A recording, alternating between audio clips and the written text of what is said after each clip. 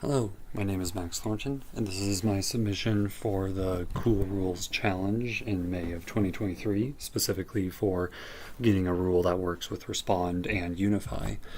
So I work at the company I'm with, LSR Tech. I wanted to get something that applies to situations we see and sort of situations we've seen in the past, and what we can anticipate with the new features afforded by Unify.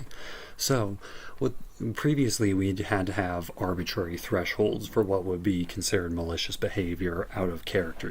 Say 25 downloads of documents in an hour might be a threshold.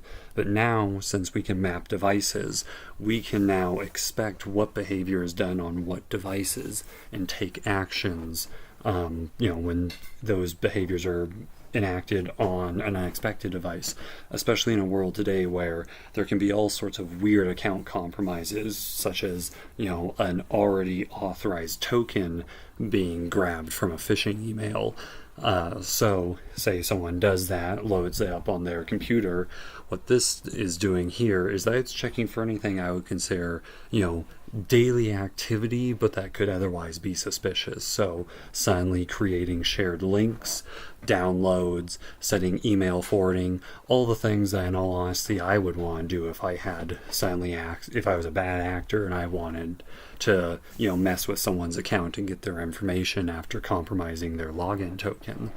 So previously, like I said, we'd have thresholds. Now we only need any instance of that when it's on a non-mapped device.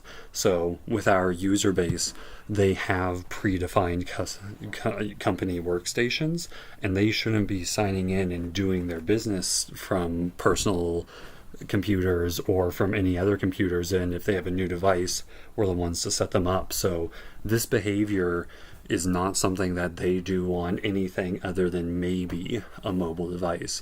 So that's why we have the mobile exception here for those small cases. But if it's not on a mapped device and it's not a mobile device, and say there's a compromised token, will trigger for any of this behavior. Downloads, even just opening files, maybe they're taking screenshots, they want to trigger download sensors, anything to exfiltrate data or to otherwise intercept emails. So you can see on here, I have a demo user set up. I already got the rule to trigger. What you can see below, these lower ones here, are that I did this on the computer that the user is mapped to, and it didn't trigger any rules. But when I then signed in on a computer next to it, a computer that the demo user was not mapped to, it immediately triggered the respond rule. And I apologize, I didn't show you what the actual response is.